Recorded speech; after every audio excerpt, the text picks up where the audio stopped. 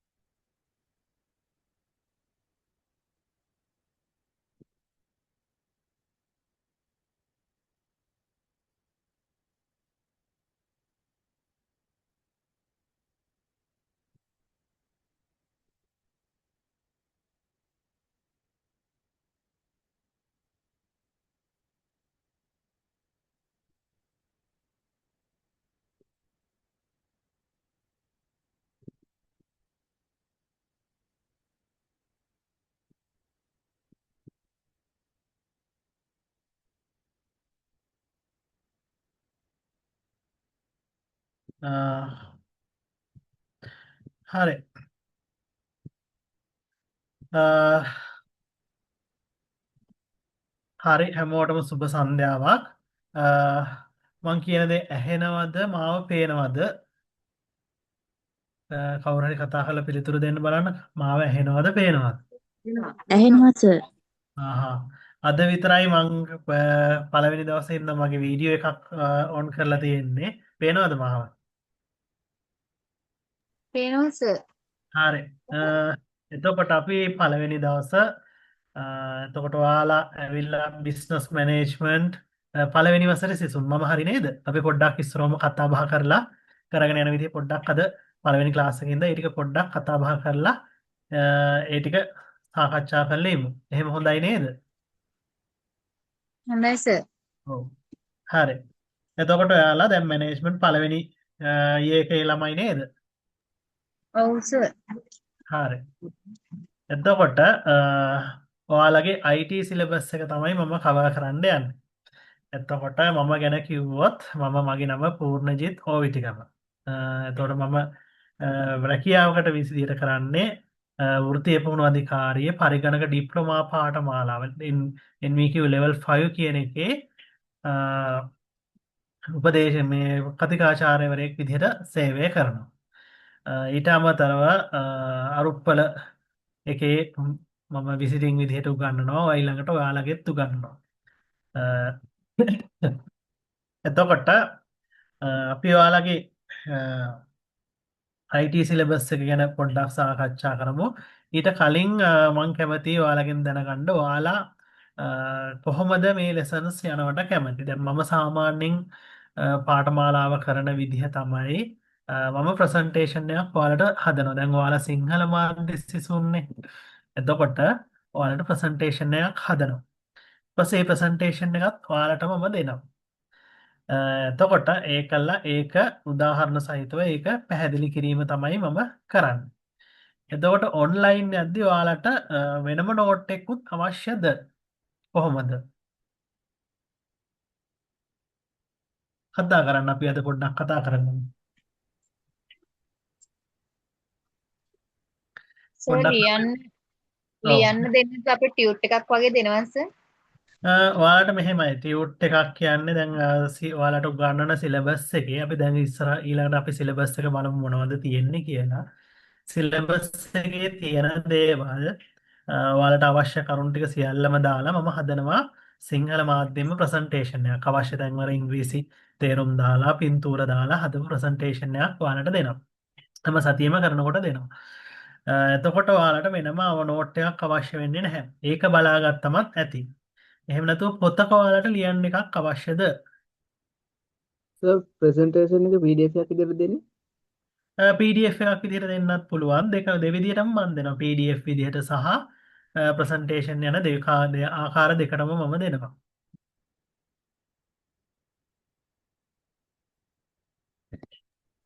Sir note එකක් ලියා ගන්න දෙන්නේ ඔව් දුන්නොත් කියන්න. නෝට් එකක් හම්බුනොත් හොඳයි කියලා මම හිතනවා. මෙහෙමයි දැන් මෙතන නෝට් එකක් දෙන්න පුළුවන්. නෝට් එකක් හරි PDF එකක් හරි කියන්නේ කොහොමත් PDF එක දෙනවා. ඒ කියන්නේ ඔයාලට හදන ප්‍රසන්ටේෂන් එකේ PDF එකක් හම්බ වෙනවා. එතකොට ඒකේ මම පින්තූර අවශ්‍ය තැන්වල පින්තූර දාලා ඒ තියෙන දැන් ඔයාලට අපි සිලබස් එක බැලුවම තේරෙයි ඉස්සරොම් පරිගණකය ගැන මූලික ඒව ටිකක් තමයි තියෙන්නේ. මම සිලබස් එක දැන් විග්‍රහ කරන්නම් මොනවද තියෙන්නේ කියලා.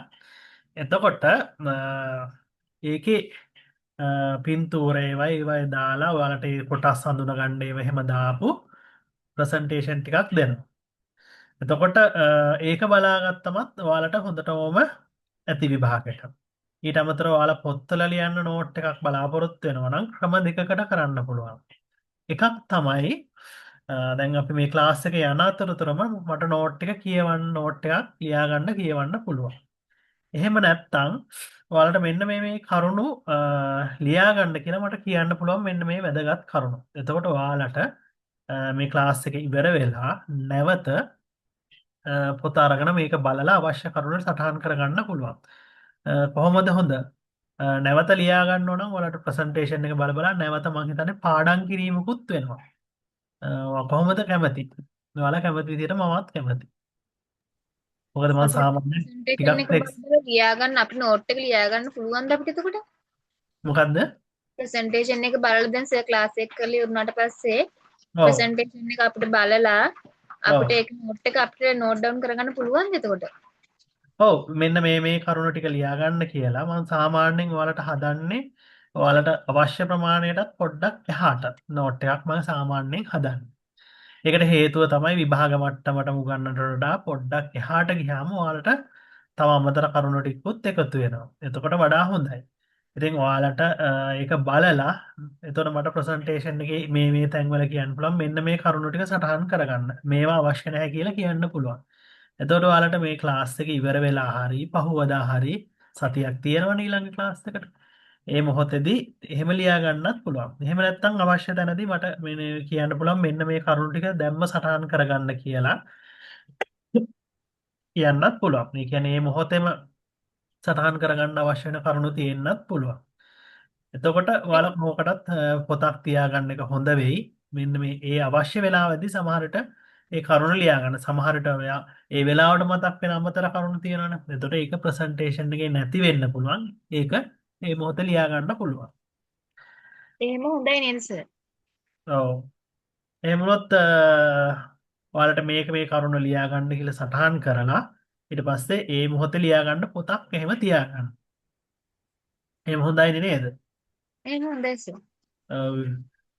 ඔව් කොහොමත් අපි ප්‍රසන්ටේෂන් මාර්ගයෙන් තමයි ඔන්ලයින් කරද්දි කරන්න වෙන්නේ. ඊට අමතරව මම ඔය සමහරට වීඩියෝ තෝරාගත්ත වීඩියෝ කොටස් මොකද මම පොඩ්ඩක් විවිධත්වයක් එකතු කරන්න ලෑස්ති මගේ ප්‍රසන්ටේෂන් වල පින්තූර දාලා ඒවා අමතර කරුණු එහෙම එහෙම එකතු කරන්න මම හුඟක් කැමති කෙනෙක්. අ, එතකොට කවුරු හරි ඒ ක්‍රමයට ඒක හොඳ නෑ නෝට් එක ඕන කියන අය ඉන්නවද කොහොමද? ඔයාලා කතා කරන්න ඕනේ. මොකද ඔයාලට ඕන විදිහට තමයි ක්ලාස් එක යන්න ඕනේ. මොකද විභාගෙ ලියන්න ඔයාලට පහසු විදිහේ එන්න ඕනේ. මම සාමාන්‍යයෙන් ටිකක් ෆ්ලෙක්සිබල් සර් කෙනෙක්. මගේ විදිහම කරන්න නෙමෙයි ඔයාලා කැමති විදිහට කරන්න මම ලෑස්ති. කියන්න බලන්න ඔයාලගේ අදහස් කතා කරන්න. එහෙම හොඳයි සර්. හොඳයි නේද? හරි. එතකොට මං ඊළඟට දැනගන්න කැමති මෙතන දැන් අපි මේ ඔයාලා මැනේජ්මන්ට් ඩිග්‍රී එකටනේ ඇවිල්ලා තියෙන්නේ. එතකොට මේකේ ඔයාලගේ දැන් ඔය IT අවුරුදු ෆස්ට් ඉයර් සෙකන්ඩ් ඉයර් මම හිතන්නේ තර්ඩ් ඉයර් උත් තියෙනවා.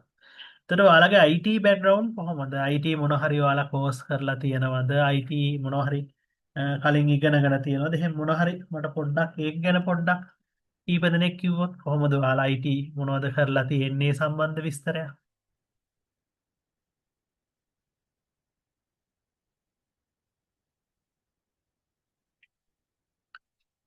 කියන්න බලන්න.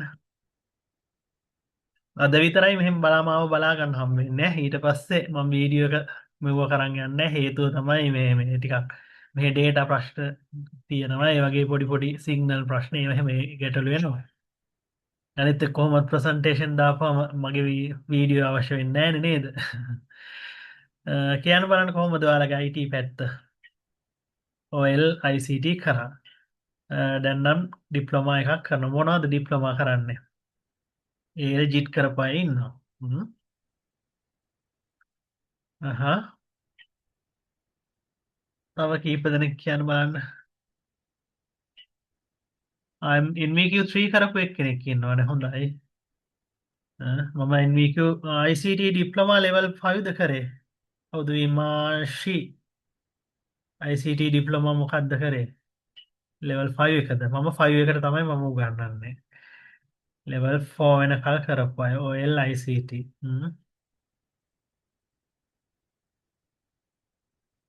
NVQ level 4. 4 කරපු අය ඉන්නවා. එහෙනම් හොඳයි. ඔය කරා. ලෙවල් 4. right.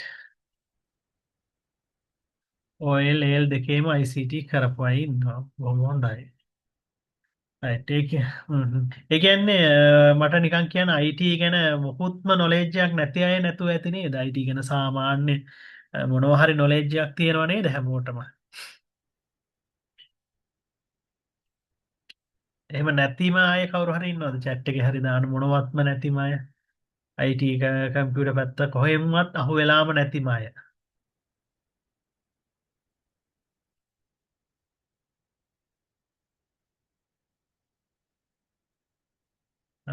නැතුව ඇතිනේ. හැමෝම මොනවා කොහෙන් හරි IT පැත්තක් ටච් වෙලා ඇති නේද? හැමෝටම හොඳයි. සයිබර් සිකියුරිටි HND එකක් හොඳයි. බොහොම හොඳයි. සයිබර් සිකියුරිටි පැත්ත ටච් වෙලා තියෙනවා කියන්නේ සෑහෙන හොඳයි.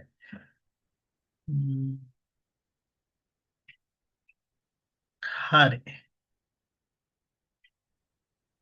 ඔව් ඇත්තටම කිව්වොත් දැන් IT වල මේ දැන් මේ IT දැන් ඔයාලා මේ සබ්ජෙක්ට් වල IT වල අපි කතා කරොත් දැන් ඉන්ෆර්මේෂන් ටෙක්නොලොජි සහ IT කියන්නේ දෙකක්. ඒ කියන්නේ දැන් අත්‍තරම කිව්වොත් ඉන්ෆර්මේෂන් කමියුනිකේෂන් ටෙක්නොලොජි ඇතුලේ තියෙන කොටසක් තමයි ඉන්ෆර්මේෂන් එහෙම නැත්නම් පරිගණක තාක්ෂණය එහෙම නැත්නම් කම්පියුටිං ටෙක්නොලොජි කියන්නේ. ඒතොර දැන් අපි ඉන්නේ අත්‍තරම කිව්වොත් පොඩි සංක්‍රාන්ති යුගයක මොකක්ද? අපි පොඩ්ඩක් කතා බහ කරලා එහෙම මොකද්ද දැන් මේ දවස්වල තියෙන අලුත්ම ටෙක්නොලොජි එක පරිගණක පැත්තේ. පොඩ්ඩක් අද අපි කතා බහ කරලා AI හරි. ඔව් AI පැත්ත. AI පැත්ත හින්දා මොකක්ද ඔයාලගේ AI පැත්තේ අදහස? AI ෆෝම් හරි ෆලෝ කරලා තියෙනවද ඔයාලා?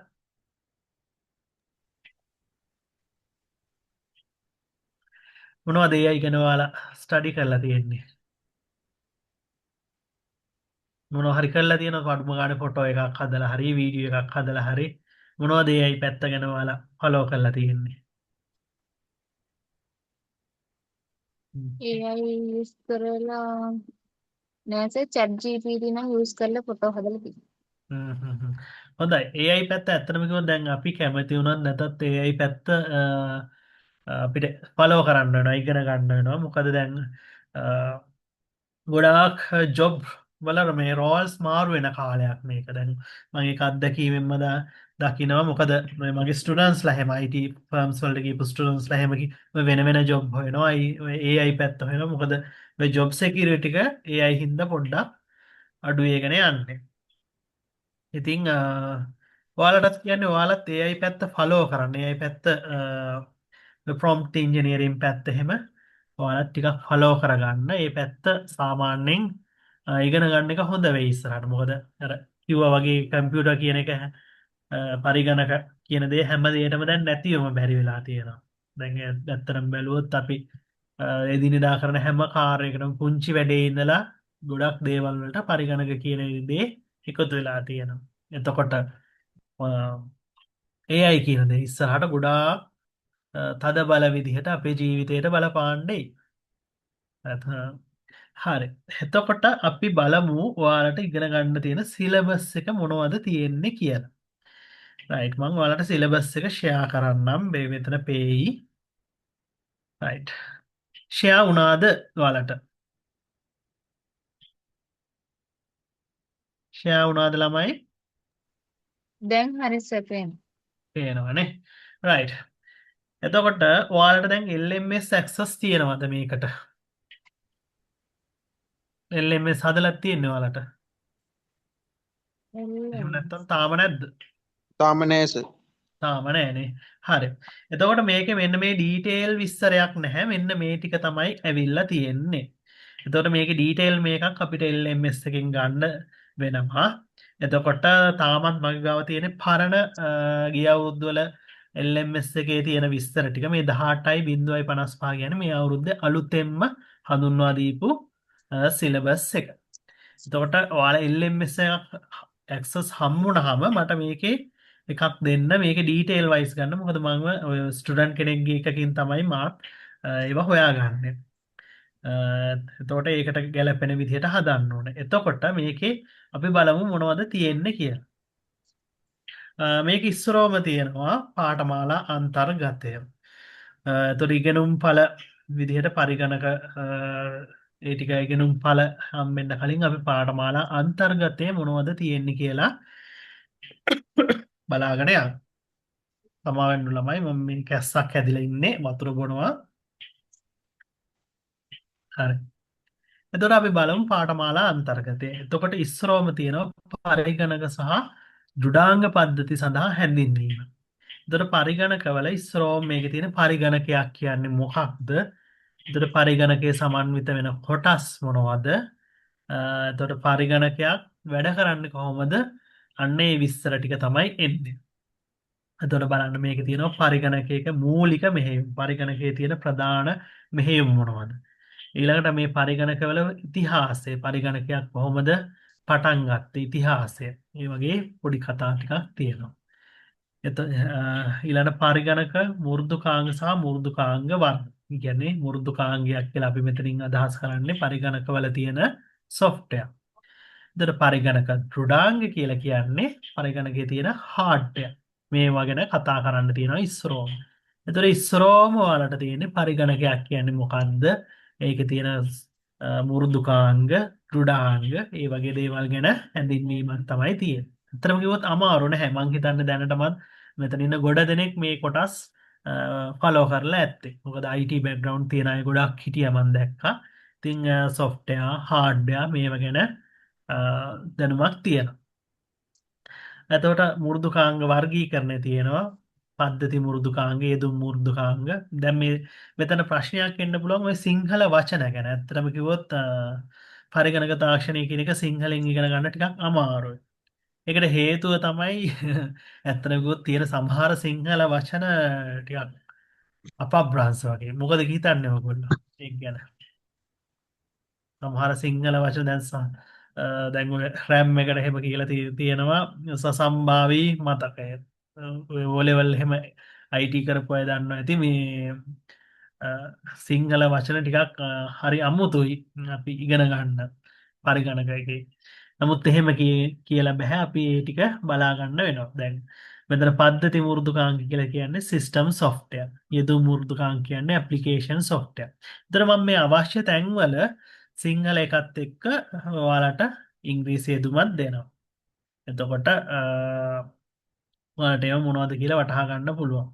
ඊළඟට මෙතන තියෙනවා පොදු අරමුණු මෘදුකාංග, විශේෂ මෘදුකාංග, ඒ වගේ මෘදුකාංග වර්ගීකරණය ඉගෙන ගන්න තියෙනවා.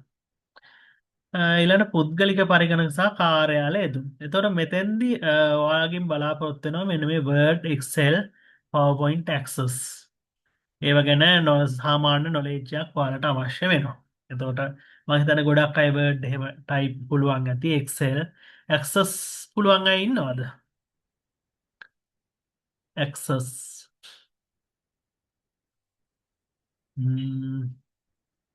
කවුරුත් නැද්ද Access කරපු? කරලා තියෙනවා සර්. කරලා තියෙනවානේ. හරි. Word, Excel නම් බොහෝ අය, PowerPoint නම් හුඟක් අයට පුළුවන් ඇති. ඒ වගේ ඒවා ප්‍රැක්ටිකල් ටිකුත් තියෙනවා. ඉතින් මේකේ ඇත්තටම තාම අලුත් සිලබස් එකේ ප්‍රැක්ටිකල් කොයිතරම් දුරට බලාපොරොත්තු වෙනවද දන්නේ නැහැ. මොකද මේ අලුත් මේක ඔයාලට තමයි ඉස්සරෝම ඇවිල්ලා තියෙන්නේ. ඊළඟට ආදාන සහ ප්‍රතිදාන උපාංග. ආදාන කියලා කියන්නේ ඉන්පුට් ඩිවයිස්, ප්‍රතිදාන කියන්නේ අවුට්පුට් ඩිවයිස්. මේවා ගැන අපි කතා කරමු. ආදාන උපාංග සහ ක්‍රම, ප්‍රතිදාන උපාංග සහ ක්‍රම. ඊළඟට පරිගණක ගබඩා. ගබඩා කියන්නේ දත්ත ගබඩා කරන උපකරණ. ඊළඟට ගබඩා උපාංග. පරිගණකවල දත්ත ගබඩාව කරන්න පාවිච්චි කරන උපකරණ මොනවද? හાર્ඩ් ඩිස්ක්, ඒ වගේ ඊළඟට ෆ්ලෑෂ් ඩ්‍රයිව්, CD, ඒ වගේ ඒවා ගැන. මේ තියෙන්නේ පරිගණක ගබඩා ඒකක, චුම්බක තැටි සහ පටි. දැන් ওই චුම්බක තැටි කියන ඒවා නම් outdated කියන ගොඩාක් පරණයි. දැන් ඒවා පාවිච්චි කරන්නේ නැති තරම්. ඔප්ටිකල් තැටි කියන්නේ අපි CD, DVD, ඒ වගේ ඒවා. ඊළඟ ෆ්ලෑෂ් මතකයන්. ෆ්ලෑෂ් මෙමරි වලට නම් අපිට ගන්න පුළුවන් පෙන් ඩ්‍රයිව්, ෆ්ලෑෂ් ඩ්‍රයිව්, ඒ වගේ ඒවා. ඊළඟට තියෙනවා ඔයාලගේ නෙට්වර්ක් පාර්ට් එකක්. දත්ත සංනිවේදන සහ පරිගණක ජාල. කම්පියුටර් නෙට්වර්කින් පාර්ට් එකක් තියෙනවා. එතකොට මෙතන තියෙනවා නෙට්වර්ක් ට්‍රාන්ස්මිෂන් මීඩියා. එහෙම නැත්නම් දත්ත සම්ප්‍රේෂණ මාධ්‍ය. ඊළඟ මාරුවීම් වර්ග. ඊළඟ ජාල කරන ස්ථාන. මේ සිංහල වචන ගැන බය වෙන්න එපා. මේ සිංහල වචන නියම ඉංග්‍රීසි වචනේ ඒ තැන්වලදී දාන්න. මම තාම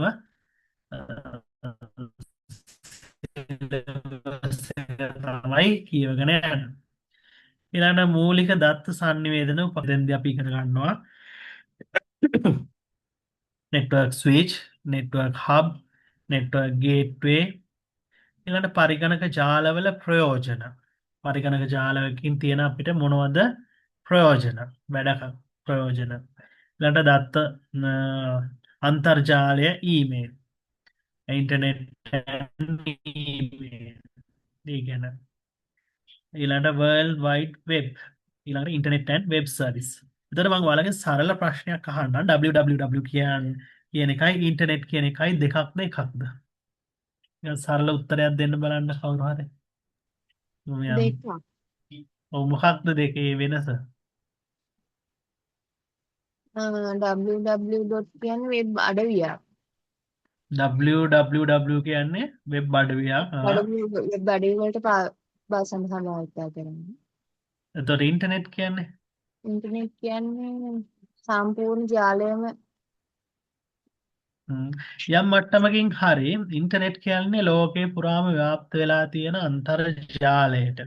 ඇත්තටම අන්තර්ජාලයේ තියෙන එක සර්විස් එකක් තමයි World Wide Web කියන්නේ. මේ වගේ ඉන්ටර්නෙට් සර්විසස් ගණනාවක් තියෙනවා. අපි ඒව ඉගෙන ගමු. ගණනාවක් තියෙනවා. ඒ ෆයිල් සර්වර්ස්, එතකොට ස්ට්‍රීමිං, එතකොට මේ වගේ අපි කතා කරන කන්ෆරන්සිං, ඔය වගේ තියෙන ගණනාවක් තියෙනවා අන්තර්ජාලයේ සේවාවන්. මේවට කියනවා අපි ඉන්ටර්නෙට් සර්විසස් කියලා. ඉතින් ඒකේ තියෙන එක සර්විස් එකක් තමයි World Wide Web කියන එක. අපි ඒව ගැන කතා කරමු. www වල නිර්මාතෘවරයා මේ මෑතකදී අභාව ප්‍රාප්ත වුණා. මම හිතන්නේ ඔයගොල්ලෝ දන්නවත් ඇති කවුද? නම දන්න කවුරු හරි ඉන්නවනම් කියන්න බලන්න. දැනගෙන සිටිය යුතුයි එතුමා ගැන. දන්න කවුරු හරි ඉන්නවද? ටිම් බර්නර්ස්-ලී කියලා අහලත් ඇති. හුඟක් ඔය මේ මෙව්වා සාමාන්‍ය දැනුම් ප්‍රශ්නවල එහෙම නම අහන එකක් මතක තියාගන්න. එතකොට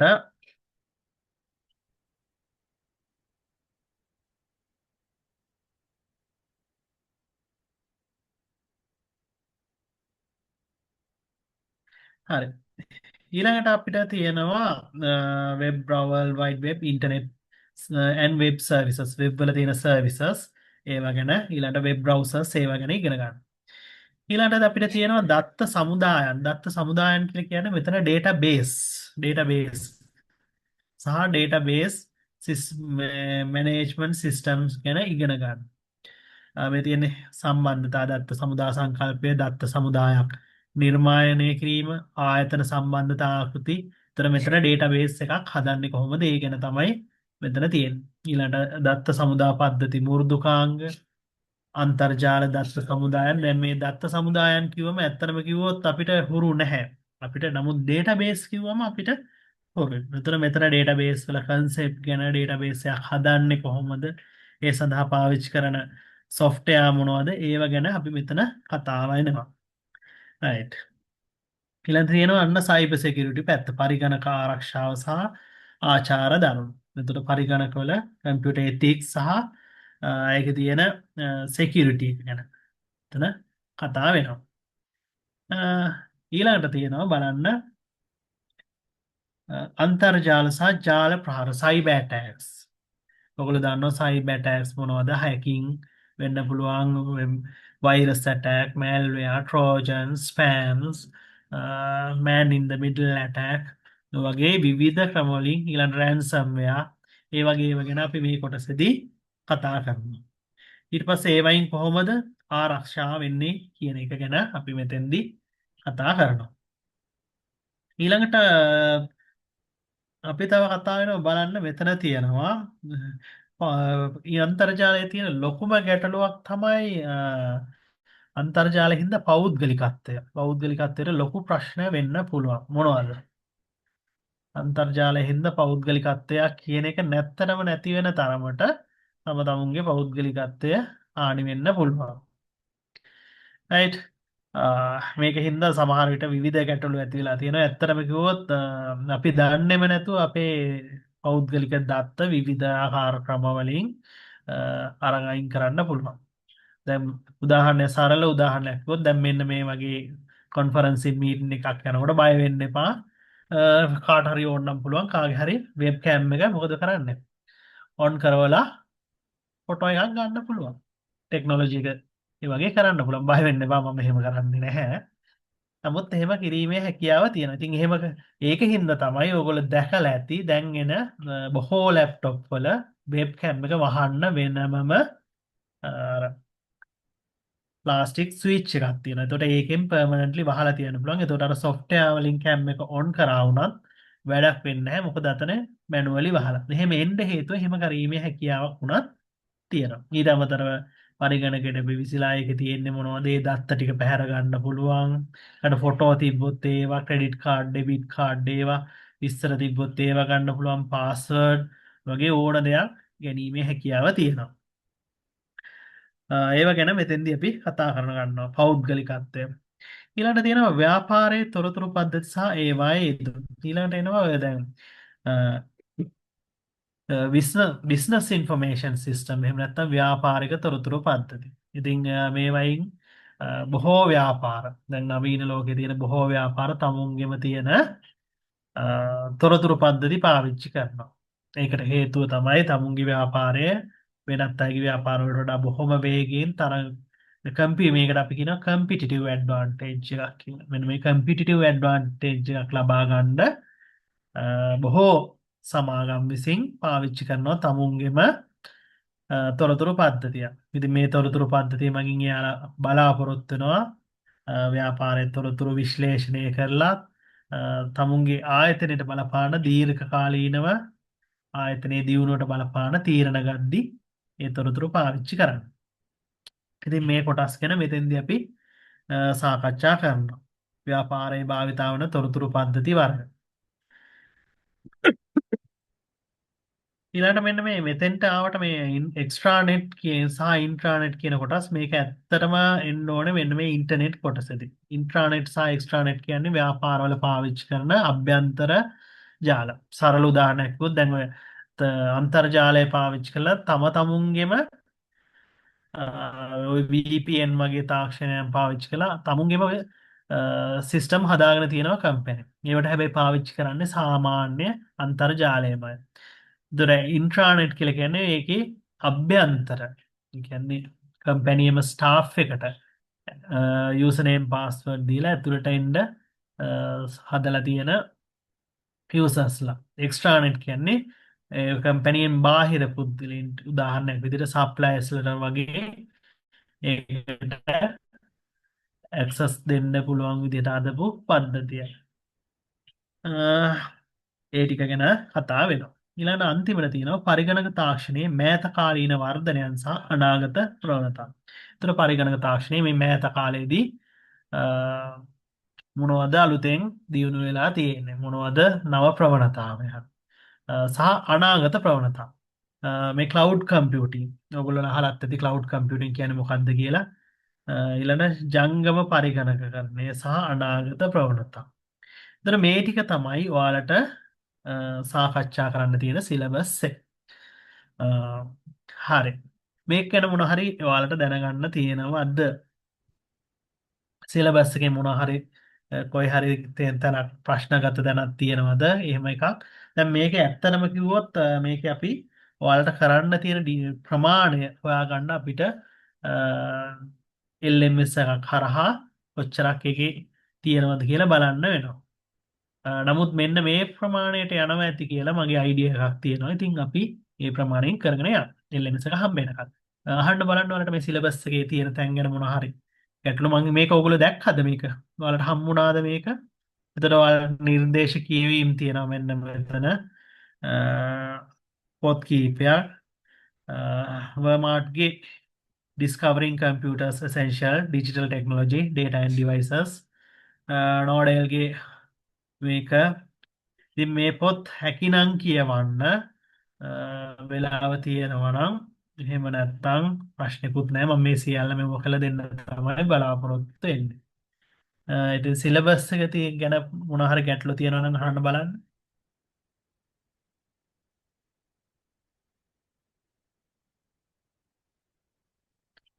මේකේ කොතනක හරි මෙන්න මේ කොටස් මොනවද එහෙම දැනගන්න අවශ්‍යතාවයක් තියෙනවා නම්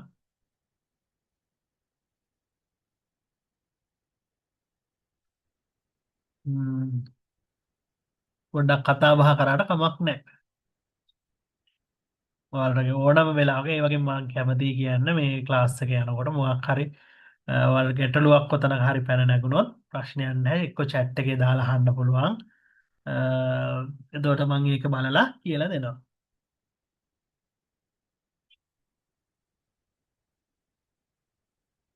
right හරි.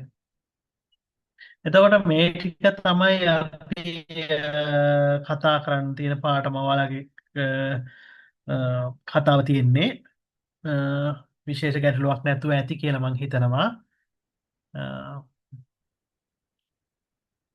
කාටවත් ප්‍රශ්නයක් තියෙනවද? මොකක් හරි මේකේ? නෑනේ. right. හරි. එහෙමනම්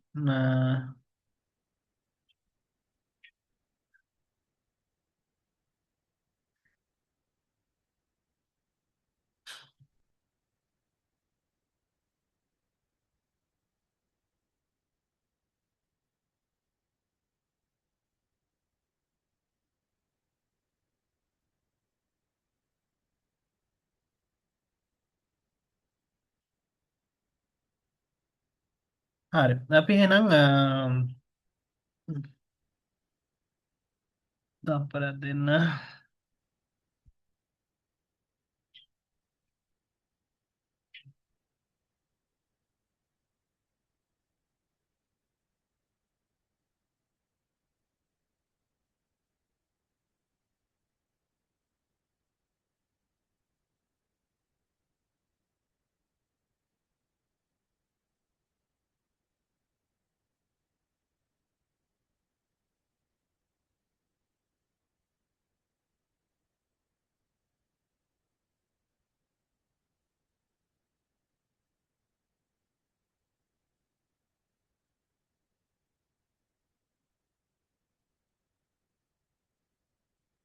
හරි.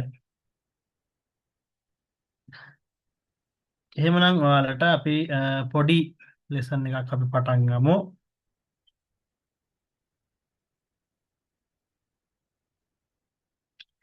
right.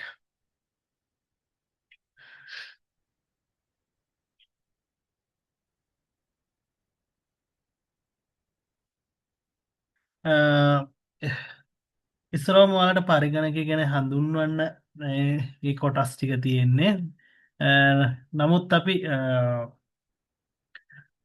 පරිගණකය හඳුන්වලා දෙන්න කලින් චුට්ටක් ඒකේ මං පොඩ්ඩක් ඉතිහාස කතාව පොඩ්ඩක් කතා කරලා එමු. මේක ඇත්තටම ඔයාලට ලොකුවට අහන්නේ නැහැ. නමුත් ඔයාලා මං හිතන්නේ දැන ගැනීම සඳහා තමයි මම මේක පොඩ්ඩක් කතා කරන්නේ.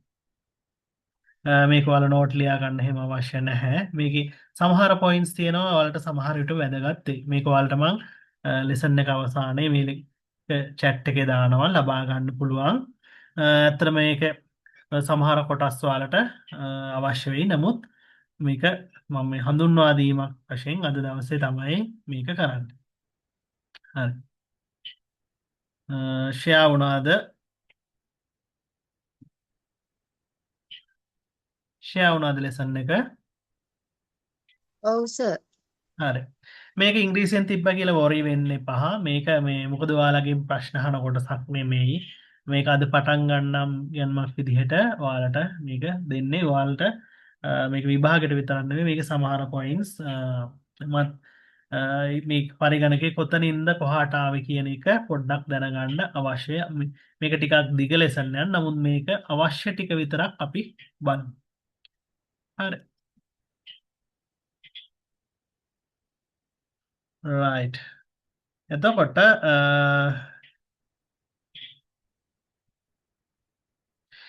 පරිගණකයේ ඉතිහාසය ගැන කතා කරනකොට මෙන්න මේ තියෙන පින්තූරේ මෙන්න මේ රූල ගැන කතා නොකරම බෑ. ඇත්තටම කිව්වොත් මිනිස්සුන්ට ගණනය එහෙම නැත්නම් පරිගණනය කම්පියුටිං කියන එක අද ඊයේ ඕන වෙච්ච දෙයක් නෙමෙයි. මිනිස්සුන්ට මේක ඕන වුණා. ඔයගොල්ලෝ අහලා ඇති මිනිස්සු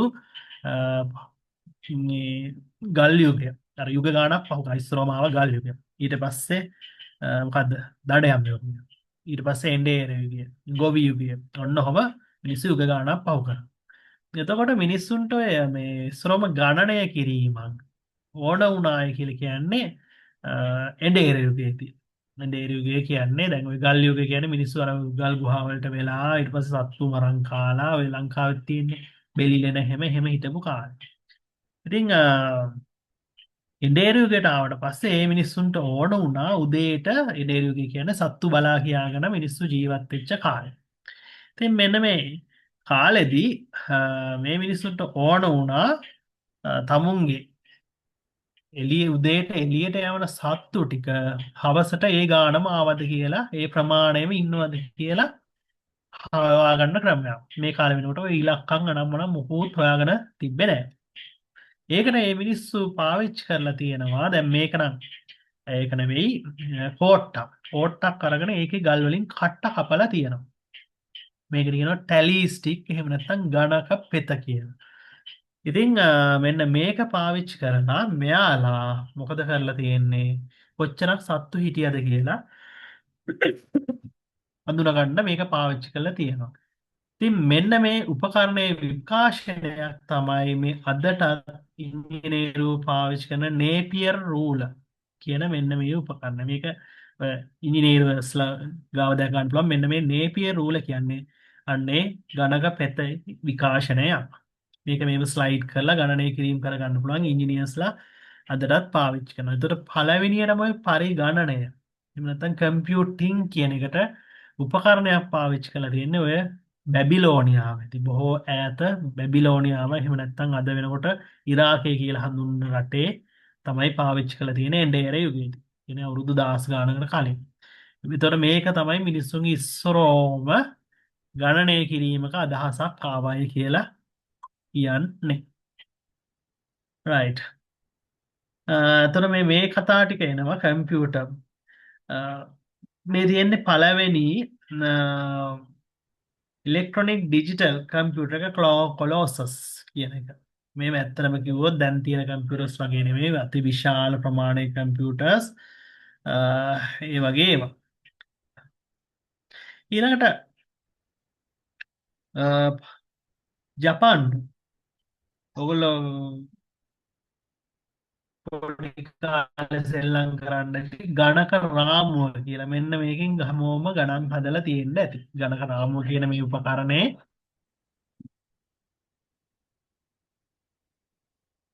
right. මෙන්න මේ ගණක රාමුව කියන එක තමයි අර ඊළඟ ස්ටෙප් එක. මිනිස්සු අදටත් ජපාන්ු මේක පාවිච්චි කරනවා ගණන් හදන්න. right. මේ ගණක රාමුව මේ කියන උපකරණය තමයි ඊළඟට අපිට උපකරණයක් විදිහට එන්නේ. right. මේක නම් හැමෝම දැකලා ඇති.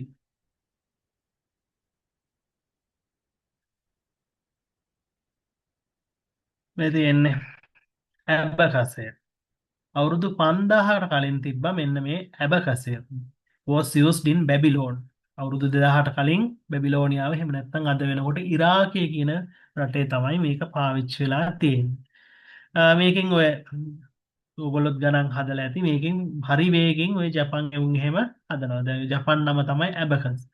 ඒතර මේකේ මේ තියෙන මේ හෙට මේට කරලා ගණන් හදන්න පුළුවන්. සමහර රටවල අදටත් මේක පාවිච්චි වෙනවා.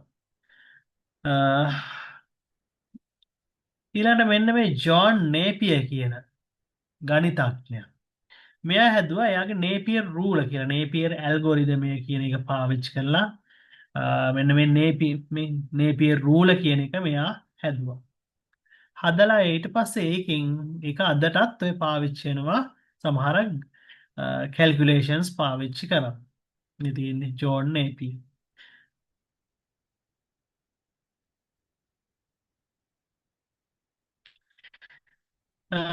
ඊට පස්සේ එනවා මෙන්න මේ ප්‍රංශ දාර්ශනිකයෙක් බ්ලේස් පැස්කල් කියන කෙනා. 1645 දී මෙයා ඉන්නේ. ෆ්‍රෙන්ච් ෆිලොසොෆර් නැත්නම් දාර්ශනිකයෙක්. එයා පළවෙනි කැල්කියුලේටර් එක හැදුවා 1645 දී help with collecting taxes. ඒ කාලේ බදු අය කරන්න ඕනහම ඒක බදු ගණනය කරන්න උපකාර වෙන යාන්ත්‍රික කැල්කියුලේටර් එකක්. මේ අද වගේ අද තියෙන වගේ ඩිජිටල් එහෙම බටන් නොබන කැල්කියුලේටර් එහෙම නෙවෙයි. ඒකෙදී ඔය කරකවන්න පුළුවන් අර ඔයගොල්ලෝ දැකලා ඇති ඉස්සර ඔය බස්වල පරණ බස්වල ටිකට් කඩන්න අර මේ තියෙන්නේ අර මෙහෙම බින්දු ටිකක් මෙහෙම පහලට දාලා ටකස් දාලා කඩන්න. අන්න ඒ වගේ යන්ත්‍රයක් තමයි හැදුවේ. මේක ඇවිල්ලා දැතිරෝධ යාන්ත්‍රික එහෙම උපකරණ තියෙන එකක් තමයි ඔය හැදුවේ. ගොට්ෆ්‍රීඩ් විල්හෙලම් වොන් ලෙවින්ස් කියන කෙනා 1674 දී පැස්කල්ගේ මැෂින් එක පාවිච්චි කරලා ස්ටෙප් රෙක්නෝ කියන මැෂින් එක හදලා තියෙනවා. ඒකෙන් පුළුවන් වෙලා තියෙනවා මොකක්ද අර ටැක්ස් කැල්කියුලේට් කරන්න විතරක් නෙමෙයි එකතු කරන්න අඩු කරන්න වැඩි කරන්න සහ බෙදන්න. ඒ කියන්නේ අර කලින් එක්කෙනාගේ එකේ නොතිබ්බ ෆන්ක්ෂන්ස් ටිකකුත් මේකේ තිබිලා තියෙනවා. මේක ඔයාලට කම්මැලි හිතේ දන්නෙත් නැහැ මේ ඉතිහාස කතාව මේ අද පළවෙනි දවසේ හින්දා කියන්නේ. මේක ඇත්තටම කිව්වොත් ඔයාලගේ දැන ගැනීම සඳහා පමණයි. මේ ටික පරිගණකයේ කොහොමද අද තියෙන තත්ත්වයට ආවේ කියන්නේ.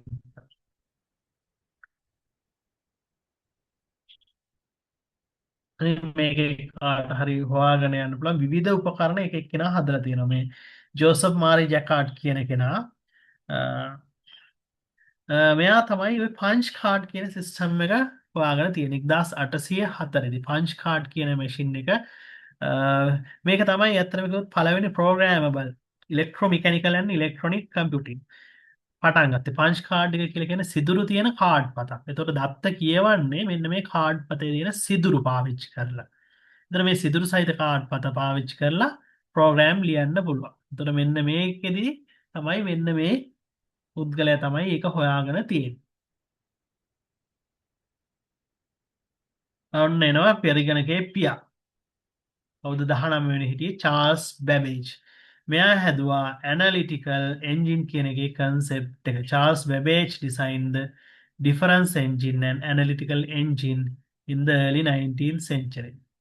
This was the blueprint used in the invention of the modern electronic digital computer. වර්තමාන නූතන පරිගණකයේ පියා විදිහට සලකන්නේ මෙන්න මේ චාල්ස් බැබේජ් කියන කෙනා. තොර මෙයා හැදුවපු ඇනලිටිකල් එන්ජින් කියන එක තමයි මුල්ම පරිගණකය විදිහට අපි සලකන්නේ.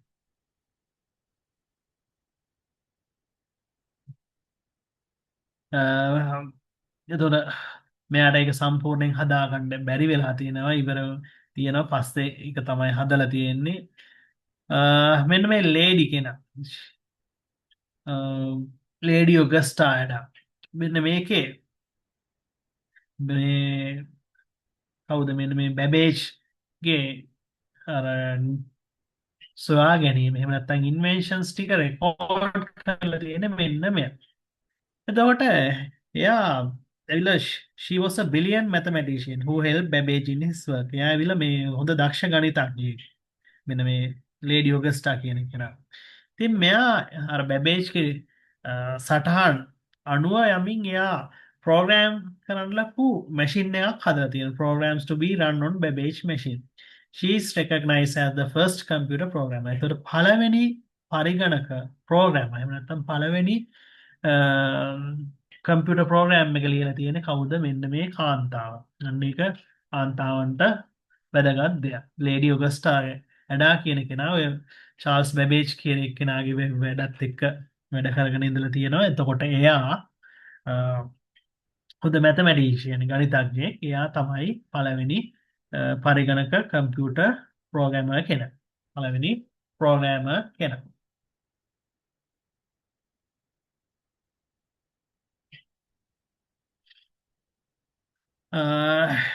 වෙච්ලි පාක් කියන කෙනා. දැන් ඔන්න ඊට පස්සේ එනවා 19 වෙනි සියවසයක වෙනකොට යුද්ධය. පළවෙනි ලෝක යුද්ධ සහ දෙවෙනි ලෝක යුද්ධය. දැන් යුද්ධ කාලවල බොහොම ශීඝ්‍රයෙන් තාක්ෂණය දියුණු වෙලා තියෙනවා. එතකොට ඔය දෙපැත්තෙම පණිවිඩ යනකොට ඒවා හංගවලා යවන්න. ඒ කාලේ විවිධාකාර මැෂින් නිර්මාණ වුණා. ඔය ජර්මන් අය එනිග්මා මැෂින් එක කියන එක හැදුවා. එනිග්මා මැෂින් එකේ කෝඩ් බ්‍රේක් කරන්න සෑහෙන අමාරු වුණා.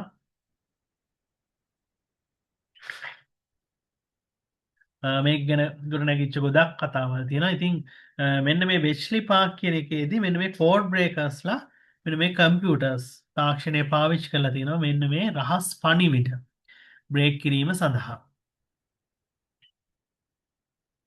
මේ තියෙන ටොමි ෆ්ලවර්ස් මෙන්න මේ ඉන්ජිනියර්ස්ලා දෙන්න තමයි මෙන්න මේ පාක් එකේ මූලිකව වැඩ කරලා තියෙන්නේ. ඉතින් එයා තමයි Tommy Flower invented the computer called Colossus, which was the world's first electronic digital programmable computer. එතකොට මේක Colossus කියන එක තමයි ලෝකේ පළවෙනි electronic digital programmable. කියන්නේ ප්‍රෝග්‍රෑම් කර හැකි පරිගණකය වෙන්න. හැබැයි මේවා දැන් තියෙන වගේ අතේ ගෙනියන්න පුළුවන් ඒවා එහෙම නෙමෙයි. හෙන විශාල ශාලාවක් විතර ලොකු ඒව පරිගණක තිබිලා තියෙනවා. කම්පියුටබල් නම්බර්ස් බයිනරි කියන එක හඳුන්වලා දුන්නේ මෙන්න මේ ඇලන් ටියුරින් කියන කෙනා.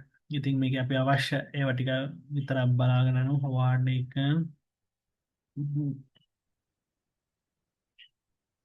මෙන්න මේ IBM සමාගම ලෝක ප්‍රසිද්ධ IBM සමාගම හොවාර්ඩ් ඒකන් එක කියනවා 1944 දී. මේ තියෙන්නේ මට අවශ්‍ය පරිගණකවල එතරම්කුත් යුද්ධ කාලේ ගොඩක් ලොකු ඉන්වේෂන්ස් ටිකක් වෙවිලා තියෙනවා. මෙන්න ලෝකේ පළවෙනි පරිගණක එහෙම නැත්නම් පළවෙනි පරම්පරාවේ පරිගණකාවේ මෙන්න මේ වැල් කියන තාක්ෂණයත් තිබෙනවා. පරිගණක පරම්පරාවේ පළවෙනි එක. එතන වැල්ස් which were very big and bulky and tended to overheat and blow up. This made them unreliable. එතන මේ වැල් කියන එකෙන් තමයි හැබැයි පළවෙනි පරම්පරාව හැදුනේ. මේ පරිගණක ගොඩාක් විශාලයි. හෝල් එකක් විතර. ඒකට ඒ කාලේ වෙනම විදුලි බලාගාරයක් හැම ඕන වෙලා තියෙනවා. මෙන්න මේ වැල් කම්පියුටර්ස් නඩත්තු කරන්න. ඊට ඔය දෙවෙනි නෙමෙයි ඇත්තම දෙවෙනි පරම්පරාව වෙන ට්‍රාන්සිස්ටර් දෙවෙනි පරම්පරාව ගැන මේ කියන හැ. තුන්වෙනි පරම්පරාවේදී තමයි මෙන්න මේ ඔගොල්ලෝ දකින IC තියෙන කම්පියුටර්ස් එන්නේ. මේ වගේ කැල්කියුලේටර්ස් එහෙම එන්නේ 1959 දී ඉන්ටග්‍රේටඩ් සර්කිට් IC කියලා ඔයගොල්ලෝ දැකලා ඇති IC chip දැන් ඔය දැක ගන්න පුළුවන් මේවත් එක්ක කම්පියුටර්ස් එනවා 59 වර්ෂයේ විතර. එතකොට මේක ඉස්සරවම මේව හඳුන්වලා දුන්නේ මෙන්න මේ වගේ කැල්කියුලේටර්ස් වලට. දැකලා ඇති මේ කැල්කියුලේටර්ස්. ඊපස්සේ කම්පියුටර් ශීඝ්‍ර දියුණුවක් එන්නේ මෙන්න මේ මයික්‍රෝචිප් මයික්‍රෝ ඉලෙක්ට්‍රොනික රෙවලූෂන් එහෙම නැත්නම් මයික්‍රෝචිප් තාක්ෂණය ආවට පස්සේ. The microelectronic revolution allowed the amount of handcrafted wiring seen on the left to be mass produced as an integrated circuit the size of your thumb. එතකොට මේ තාක්ෂණය ඉතාම සීඝ්‍රයෙන් දියුණු වෙනවා. එතකොට මේකෙන් ඇවිල්ලා පරිගණකය තියෙන ට්‍රාන්සිස්ටර් ප්‍රමාණය බිලියන ගාණක් වැඩි කරන්න හැකියාව වෙලා තියෙනවා. එතකොට මේකින්ද පරිගණකයක හැකියාව ඉතාම විශාල කරන්නත් පරිගණකය බොහොම පොඩි කරන්නත් හැකියාවක් ලැබිලා තියෙනවා. මෙන්න මේ මයික්‍රෝ චිප් එක. මෙන් ඉන්න ඔයගොල්ලෝ දන්න කෙනෙක් කවුද? Bill gates. බිල් ගේට්ස් තිබ්බා ට ඕන වුණා ටීනේජ කෙනෙක් ගාව කියන අවුරුදු 18ට අඩු කාලිදලම හැම මනුස්සෙක් ගාම පරිගණක පර්සනල් කම්පියුටර් එකක් තියෙන්න ඕන වින්ඩෝස් එයාගේ පෙහීම පද්ධතියෙන් දුන්න. ඉතින් මෙයා ඇත්තටම කිව්වොත් ඒ තාක්ෂණයේ ලොකු සන්ධිස්ථානයක් කරපු කෙනෙක්. මෙයාගේ සිතුවිල්ල උනේ හැම මනුස්සෙක් ගාම පරිගණකයක් තියෙන්න ඕනේ ඒකේ වින්ඩෝස් දුවන්න ඕනි කියන එක. ඉතින් එයා ඒකට හවෝඩ් යුනිවර්සිටි එකකින් ඉඳලා ප්‍රෝග්‍රෑම් ලැන්ග්වේජ් ඉගෙන ගත්තා. නමුත් එයා මොකද කරේ? බිල් ගේට්ස් උපාධිය ගන්නේ නැතුව අයින් වෙලා එයා කම්පියුටර් ප්‍රෝග්‍රෑමර් කෙනෙක් වුණා. ඊට පස්සේ එයා මයික්‍රොසොෆ්ට් කම්පැනිය පටන් ගත්තා. හැබැයි මෙයාට අවදාවත් ප්‍රෝග්‍රෑම් ලිව්වේ නැහැ. මෙයාගේ බිස්නස් හැකියාව මගින් කට්ටිය යොදලා ප්‍රෝග්‍රෑම් ලියවලා ඒව විකුණලා තමයි අද ඉන්න ඔය තත්ත්වයට ආවේ. මෙයා අතරම ඩිග්‍රිය කම්ප්ලීට් කරෙත් නැහැ. And then he decided to drop out of university so he could concentrate all his time writing program for his computer and started the company called Microsoft to develop software the newly emerging personal computer market. එතකොට මෙයා තමයි අර මිනිස්සුන්ට ගන්න පුළුවන් ගණනකට පරිගණකය දෙන්න ලෑස්ති වුණේ. එයාගේ හීනේ එයා සැබෑ කරගත්තා. මේ ඉන්න දැන් ඉන්න බිල් ගේට්ස්. රයිට්. ඒකම තව කෙනෙක් හිටියා ස්ටීව් ජොබ්ස්. මේ තියෙන්නේ ස්ටීව් ජොබ්ස්ගේ ජීවිත කතාව එහෙම හොයලා බලන්න නිකන්. එයාත් ඔය විදිහටම drop out of university. දැන් මේකේ හැමෝම university drop out කරලා ගියා කිව්වම ඕගොල්ලොත් ඒ කරන්න හිතන්න එහෙම එපා. දැන් මෙයාලා university එකකින් අයින් වෙලා ඩිග්‍රී ගන්න නැතුව ගිහිල්ලා බිලියන ගණන් වෙන කම්පැනි හැදුවා. දැන් එහෙම කරන්න පුළුවන් මිනිස්සු ඉන්නවා. ඒකට ලොකු හිතක් තියෙනවා. Steve Jobs also dropped out of university at the age of 21. අවුරුදු 21 university එකකින් අයින් වෙලා to start his company Apple with another college dropout. Steve was මෙන්න මේ දෙන්න තමයි Apple පටන් ගත්තේ. අද හැමෝගෙම ඩ්‍රීම් එකක් තියෙන Apple phone, Apple computer එකේ ආරම්භය මේ. එයාගෙත් අර වගේම හීනයක් තිබ්බා. මොකද්ද? Apple system එක දුවන Apple පරිගණකයක්. This Apple was one of the first home computer and was sold for $600. මේ තියෙන පළවෙනි Apple computer එක one of the first home ගෙවල් වල තියෙන පළවෙනි Apple වර්ගයේ පරිගණකයක්. බොහොම හොඳයි නේද? මෙතනින් තමයි Apple පටන් ගන්න තියෙන්නේ. මේ තියෙන දැන් ඊට පස්සේ වයසට ගියපු ස්ටීව් ජොබ්ස්. මේ තියෙන්නේ තරුණ ස්ටීව් ජොබ්ස්.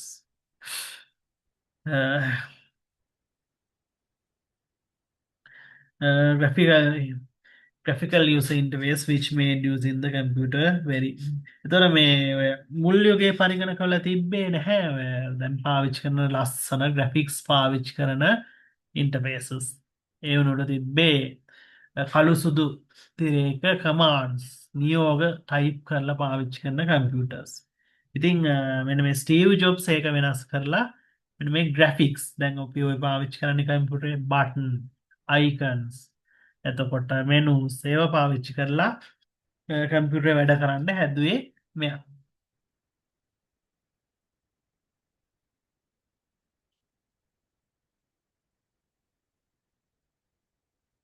right. මේ තියෙන්නේ this made Steve Jobs a millionaire at the age of 25. අවුරුදු 25 දී මෙයාව මිලියනර් කෙනෙක් බවට පත් කරා. මේ තියෙන දැන් ඉතින් හැමෝගෙම හීනයක්ලා තියෙනවා Apple phone Apple computers ඒ වගේ ඒවා. මෙතන සංසන්දනයක් තියෙනවා මේක ඔයාලා ඔක්කොම අවශ්‍ය නැහැ මේක ඇත්තටම මම ඔයාලා නිකන් දැන ගැනීමට පමණයි දාන්නේ මේවයේ ඔයාලා නිකන් කියව ගන්න. මම ඒක ඉංග්‍රීසියෙන් තිබ්බක කියලා ප්‍රශ්නයක් කරගන්නත් මම ඔයාලට මේ පස්සේ වෙනම මේ හිස්ටරි එක අර ස්ටෙප් බයි ස්ටෙප් අවශ්‍ය එකක් දෙන්නම්. මේක නිකන් අද පටන් ගන්නමක් විදිහට විතරයි දෙන්නේ. ඉතින් බොරි වෙන්න එපා ඔයාලා.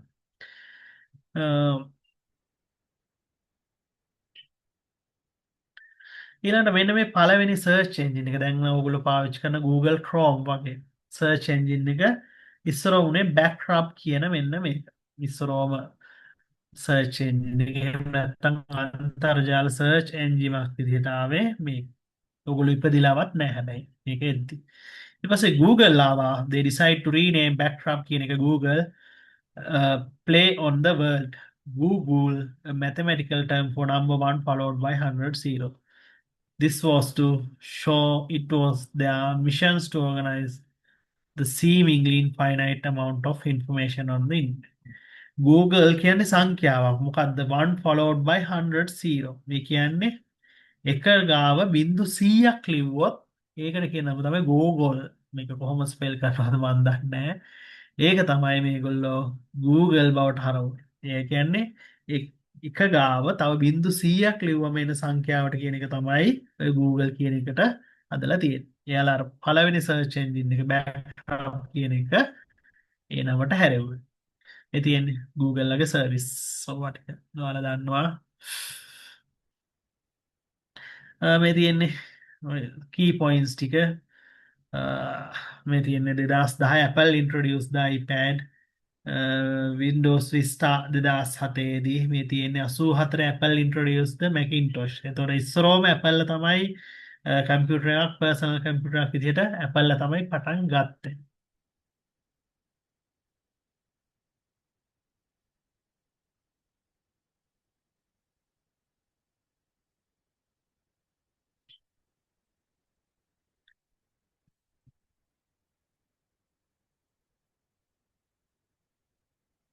right.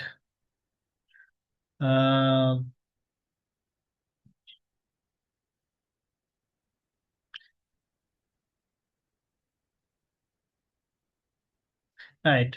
එතකොට 1990 තමයි Microsoft ලාගේ පළවෙනි Windows 3.0 ආවේ. ඔය විදිහට ස්ටෙප් ටික තියෙනවා. මේ තියෙන්නේ Google ලා 2005 දී තමයි Android ගත්තේ. මෙන්න මේ කාලේ තමයි ලෝකේ ෆෝන් වල රජ්ජුරුව විදිහට හිටපු Nokia කියන එක නා බහින්න ගත්තේ. මොකද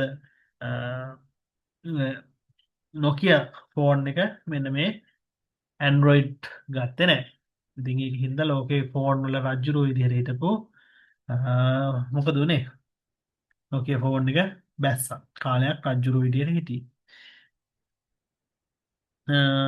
ඉතින් ඔය විදිහට තමයි කම්පියුටරේ ඔය කලින් තිබ්බ නේපියර් රූල් එහෙම නැත්නම් ගණක පෙත කියන එකෙන් පටන්ගෙන අද දක්වා ඇවිල්ලා තියෙන්නේ. එතකොට දැන් කම්පියුටරේ කොච්චර පුංචි වෙලා තියෙනවද? කියන්න බලන්න කවුරු හරි.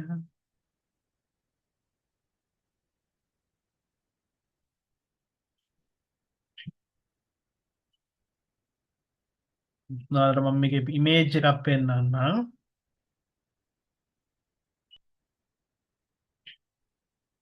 ලෝකේ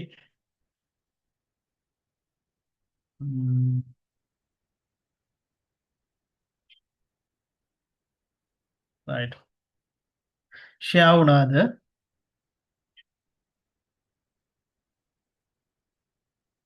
මේ පින්තූර ෂෙයා වුණාද? පේනවද? හරි. ඔව් සර්. ඔව්. ඔයාලට පේනවද මෙන්න මේ මෙතනින් පේනවා සුදු එකයි මෙන්න මෙතන චූටි එකක් තියෙනවා. මේ තියෙන දැනට ලෝකෙ හදලා තියෙන පුංචිම කම්පියුටර් එක. එතකොට මේ තියෙන්නේ හාල් ඇටයක් ළමයි. අපි කන හාල් ඇටයක්. එතකොට මේ තියෙන්නේ මෙන්න මෙතන ඔයාලට පේනවා ඇති මම මේ මවුස් එකෙන් පොයින්ට් කරන තැන මේ තියෙන ලෝකේ තියෙනට හදලා තියෙන පුංචිම කම්පියුටර් එක. ඉතින් සංසන්දනය කරලා බලන්න මෙන්න මේ හාල් ඇටයයි ලෝකේ තියෙන පුංචිම කම්පියුටර් එකයි සංසන්දනය කරලා බලන්න. මේ ගානට තාක්ෂණය දියුණු වෙලා තියෙනවා. ඉතින් තව ඉස්සරහට තව කොයි විදිහට දියුණු වේද කියලා කියන්න බෑ. ඉතින් මොකද හිතෙන්නේ? කම්පියුටරේ තව හිතා ගන්න බැරි මට්ටමකට යයි. ඇත්තටම කිව්වොත් දැන් ඔය ගොඩාක් කම්පියුටර් අපි එල මොබයිල් ටෙක්නොලොජි පැත්ත ගොඩාක් දියුණු වෙලා තියෙනවා. උදාහරණයක් හැටියට මොබයිල් ඩිවයිසස්, ස්මාර්ට් ෆෝන්ස්, ඒ වගේ ඒවා හැකියාවන් ඒවා හැම මීට කාලෙකට කලින් කම්පියුටර්ස් වල තිබ්බේ නැති තරම් හැකියාවන් ඔය ස්මාර්ට් ඩිවයිස් වලට ඇවිල්ලා තියෙනවා. ස්මාර්ට් ඩිවයිස්, ස්මාර්ට් වොචස්, එතකොට හෙල්ත් ඩිවයිස් ඔය වගේ ගොඩාක් ඒවා ඇවිල්ලා තියෙනවා. ඊළඟට AI එක්ක ගොඩාක් ලෝකෙ වෙනස් වෙගෙන යනවා. දැන් ඇත්තටම කිව්වොත් ඔය දැන් ඔයගොල්ලෝ දන්නවා AI රොබෝට්ස්ලා හඳුන්වලා දීලා තියෙනවා. මිනිස්සු විදිහටම හදපු රොබෝට්ස්ලා. ඉතින් ඒ රොබෝලා දැන් වෙළඳපොලේ තියෙනවා. ඉතින් ඒ ඉස්සරහදී අපිට කවුරු හරි කියනකොට මෙයා ඇත්ත මිනිස්සෙක්ද රොබෝ කෙනෙක්ද කියලා හිතන්න බැරි තරම් සමානව තියෙනවා. ඊළඟට දැන් වාහන තාක්ෂණය ඉස්සරහට දැන් ඔය ටෙස්ලා කම්පැනිෙන් හදලා තියෙනවා සෙල්ෆ් ඩ්‍රයිව් කරන් යන වාහන. ඉතින් ඒවත් එක්ක සමහරට ඔය ඩ්‍රයිවිං ජොබ් කියන එක නැති වෙන්න පුළුවන්. දැන් ඔය කාගේද අපේ මොකද්ද මේ මෙයාගේ නම ටෙස්ලා කම්පැනි අයිතිකාරයාගේ නම මොකද්ද ළමයි දිවාග තියෙනවා එන්න මොකද්ද එයාගේ ඉලොන් නම මස්ක්.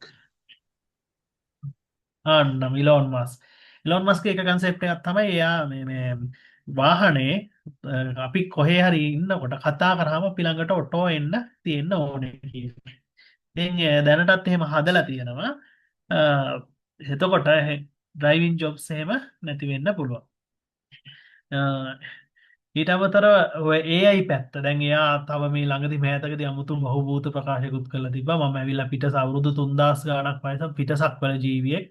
මම දැන් මේ පෘථිවියේ තියෙන තාක්ෂණය මෙව්ව පාවිච්චි කරලා එයා හදන්නේ ආපහු එයාගේ ලෝකෙට යන්නලු. එයා මෙහි අතරමං වෙලාලු ඉන්නේ කියලා ඔන්නෝම බහුභූත ප්‍රකාශයකුත් කරලා තිබ්බා. මේ ඉතින් ඇත්ත බොරුව මම දන්නේ නැහැ කියලා තිබ්බා.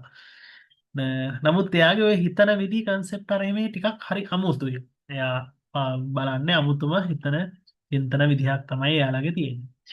ඉතින් ඉස්සරහදී මේ පරිගණක කියන දේ ඇත්තටම ගියොත් හිතා ගන්න බැරි මට්ටමකින් දියුනේ ඒවයි ඉතින් හොඳ නරක පැති දෙකම තියෙනවා. දැන් උදාහරණයක් විදිහට අපිට AI වලින් ෆොටෝස් හදන්න පුළුවන්. හොයා ගන්නවත් බැරි වෙන තරම් සියුම්. එහෙම හදන්න පුළුවන්. වීඩියෝස් උත් හදන්න පුළුවන්. කොටින්ම කිව්වොත් අපේ ෆොටෝ එකක් දුන්නොත් ඒ ෆොටෝ එකේ හැටියට ප්‍රොම්ප්ට් අහලා ඇති ප්‍රොම්ප්ට් ඉන්ජිනියරින් කියලා ප්‍රොම්ප්ට් එක ලියපුවාම ඒකට අනුව ලස්සනට ෆොටෝ එක හැදිලා එනවා. එහෙම නැත්නම් වීඩියෝ එකක් වුණත් හදා ගන්න පුළුවන්. සමහර ඒවා හිතා ගන්නත් බැරි තරම් දැන් ඔය සමුදල් ගෙවලා ගන්න AI ෆ්‍රී ඒවා නම් ගොඩාක්ම පහසුකම් නැහැ. නමුත් අපි මුදල් ගෙවලා ගන්න ඒවායි ගොඩාක් වගේ පැති පහසුකම් එහෙම අපිට බලා ගන්න හැකියාව තියෙනවා. ඉතින් මේ වගේ තමයි පරිගණක තාක්ෂණයේ ඉස්සරහට යන්නේ.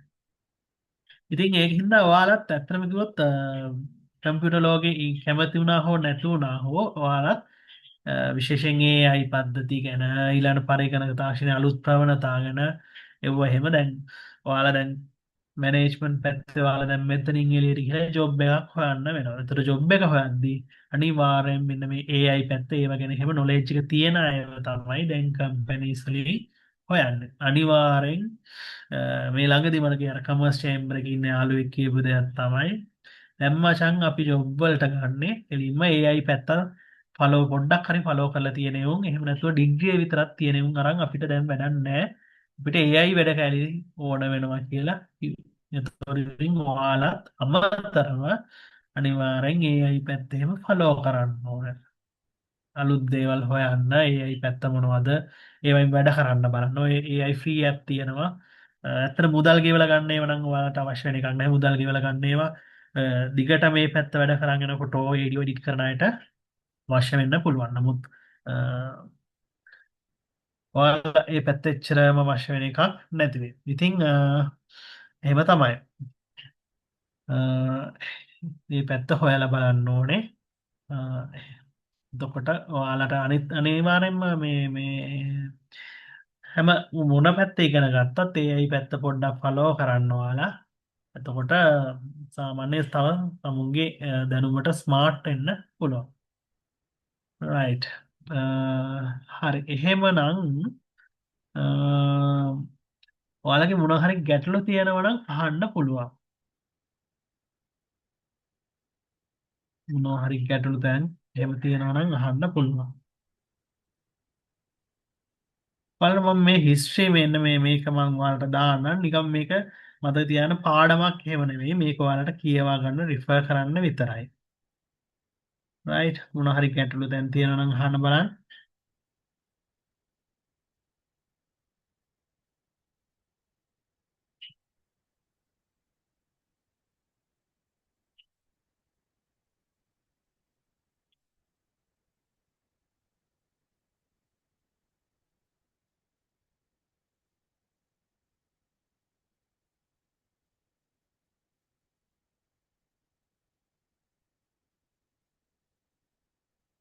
හරි. අ, හරි. එතකොට ළමයි අපි ඔය විදිහට තමයි ක්ලාස් එක කරන් යන්නේ. එතකොට ලබන සතියේ ඉඳන් මේ ටයිම් එකට ක්ලාස් එක කරනවා. එතකොට ප්‍රසන්ටේෂන් එකක් එනවා. එතකොට කරුණු ලියා ගන්න අවශ්‍ය ඒවා ලියා ගන්න පුළුවන්. ඊට අමතරව හැමදාම ප්‍රසන්ටේෂන් එක හම්බ වෙනවා. ඒක බලලා අවශ්‍ය දේවල් ටික සටහන් කරගන්න ඔයාලට හැකියාව තියෙනවා. ගැටලු මොනවා හරි තියෙනවා නම් අහන්න ඔයාලා.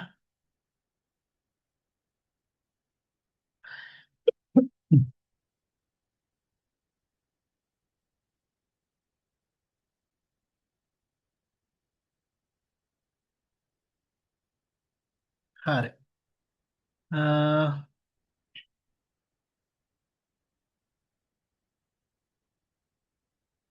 රයිට්.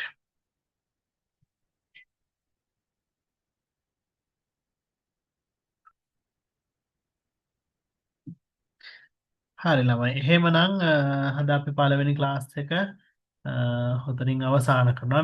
මේ පළවෙනි ක්ලාස් එකේ හින්දා අපි අද පොඩි සිලබස් එක හඳුන්වා දීමක් ඕගොල්ලෝම හඳුනා ගැනීමක් තමයි මම කරේ සහ පරිගණක ඉතිහාසය ගැන බොහොම කෙටියෙන් අපි කතා කිරීමක් කරේ. ඉතින් අදට මම ඔතනින් නවත්තනවා. ලබන සතියේදී අපි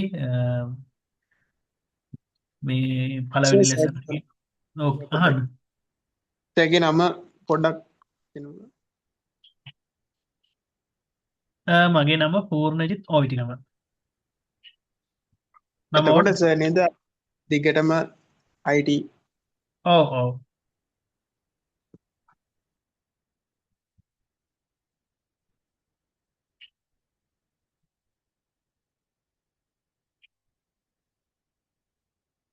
මම ටයිප් කරලා එවන්න.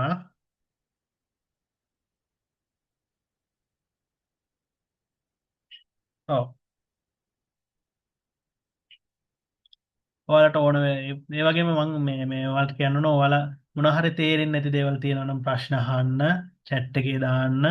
ඊළඟට ඔයාලගේ group එකක් WhatsApp group එකක් හදලා තියෙනවද ඔයාලගේ? ළමයි WhatsApp group එකක් තියෙනවා සර්. ඔව් ඔයාලා මේක එකතු වෙලා ඔය ළමයි දැන් ඔය මෙතන ඉන්නවා 50ක් 60ක් විතර ඉන්නවා. ඔයාලා WhatsApp group එකක් හදාගන්න. එතකොට ඒකට ප්‍රශ්න දාන්න පුළුවන්, සාකච්ඡා කරන්න පුළුවන්, ගැටලු තියෙන තැන් කතා බහ කරගන්න පුළුවන්. ඊට පස්සේ මාවත් ඇඩ් කරගන්න. දැන් අර අනිත් අයගේ මේවා තියෙනවා. එතකොට ඒකෙන් කතා බහ කරගන්න පුළුවන්. ප්‍රශ්න අහන්න, ඒ වගේ ඒවා කරගන්න පුළුවන්. ඒ වගේ ඔව්. එහෙම ගෲප් එකක් හදන්න ළමයිගේ නම්බර්ස් නැහැ. එහෙමද? කොහොම හරි එහෙම ගෲප් එකක් තිබ්බනම් වටිනවා. ඉතින් අපිට දේවල් ෂෙයා කරගන්න ඔව් හරි අපි එහෙම පුළුවන්. දැන් අද පටන් ගන්නමනේ. අපි ඉස්සරහට යනකොට එහෙම එකක් හදාගමු. කට්ටිය තව ටිකක් විතර සෙට් වුණාම අපිට එකක් හදාගන්න පුළුවන්. එහෙම කරගමු. අ, පොඩ්ඩක් දවසක් සති දෙකක් විතර යනකොට අපිට ඒ වැඩේ කරගන්න පුළුවන් වෙයි.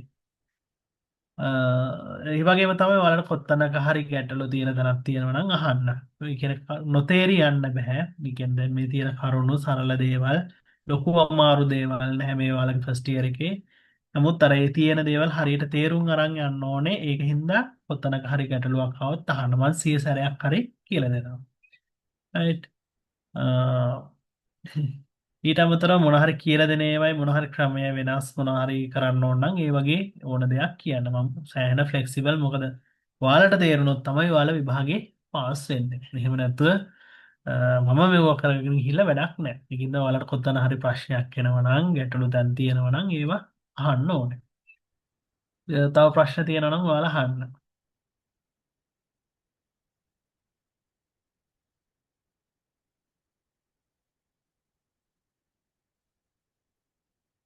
දැන් මේ හිස්ටරි එකත් PDF එකක් දානවද? මේක PDF එකක් විදිහටම තමයි තියෙන්නේ. මම ඔයාලට දැම්මා. ඔව් ඒක PDF විදිහටම තමයි තියෙන්නේ. ඒක ඇත්තටම කිව්වොත් මම හදපු එකක් නෙවෙයි. මම මේ ගත්ත එකක්. ඒකේ තව අමතර විස්තර ගොඩක් තියෙනවා. ඇත්තටම කිව්වොත් ඒක මේකෙන් ඔයාලගේ විභාගේ ප්‍රශ්න අහන්න අර එහෙම මොකුත් නෑ. ඔය මූලික ඔය චාල්ස් බැබේජ් ගැන අර එහෙම ඒවා ඔය දැන් ඔය සාමාන්‍ය දැනීම පොදු පරීක්ෂණවල එහෙම ඔය නම් එහෙම අහනවා. ඒවට එහෙම මතක තියාගන්න. එහෙම නැත්නම් ඒකේ ඔක්කොම කරුණු ටික අවශ්‍ය වෙන්නේ නැහැ. right සමහර දේවල් ඔය දැනගන්න ඔය Google කියන නම හැදිච්ච හැටි ඒ වගේ ඒවායි නිකන් ඔය සාමාන්‍ය දැනීමට තියාගන්න. මේක ඔයාලට රිෆර් කරන්න විතරයි දැම්මේ. හරිද? අ, තව ගැටලු තියෙනවා නම් අහන්න බලන්න.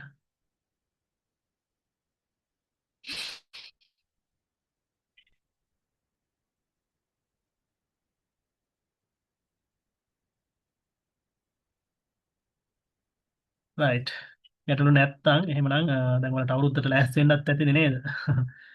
right එහෙමනම් අපි ඊළඟ දවසේ ඊළඟ සිකුරාදා අ, ප්‍රශ්නයක්ද? ඔව් මේ PDF එක දැම්ම chat එකට හම්බුනේ නැද්ද?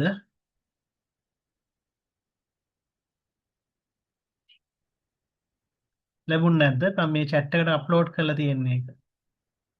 හම්බුණාද නැද්ද ළමයි? හම්බුණා සර්. තියෙනවනේ. ඕක අරගන්න ඕකේ අවශ්‍ය විස්තර වගේම අනවශ්‍ය ඒවාත් තියෙනවා. නිකන් බලලා කියව ගන්න ලියා ගන්න එහෙම මොකුත් අවශ්‍ය වෙන්නේ නැහැ. right හරි. එතකොට එහෙමනම් අපි අදට ඔයාලගේ වෙන ප්‍රශ්න නැතිනම් අදට අපි එහෙමනම් ක්ලාස් එක අදට අපි අවසන් කරනවා පළවෙනි පන්තියේ හින්දා ඊළඟ දවසේ ඉඳන් අපි 7ට පටන් ගන්නවා ක්ලාස් එක පැය දෙකක් අපිට කාලය දීලා තියෙනවා. එතකොට අපි මේ විදිහට ක්ලාස් එක කරන් යනවා. එහෙමනම් දැන් තව දවස් දෙකකින් විතර අලුත් අවුරුද්ද ලබනවා. එහෙනම් හැමෝටම වාසනාවන්ත සුබම සුබ අලුත් අවුරුද්දක් කියලා මම ප්‍රාර්ථනා කරනවා. ඔය පළවෙනි ක්ලාස් එකේදී. සේම් නම් වේවා සර්. පොදොද්දක් සුබ කියලා. ලෝකනා. Good හරි. night. මේ ප්‍රශ්නේ හරි. සුබ right. එහෙනම් අපි ඊළඟ දවසේදී හම්බෙමු. ඊළඟ දවසේ ඉඳන් පළවෙනි පාඩමේ ඉඳන් පටන් අරගෙන යන්න. right. Good night. Good night, sir. Good night all of you. Good night, sir.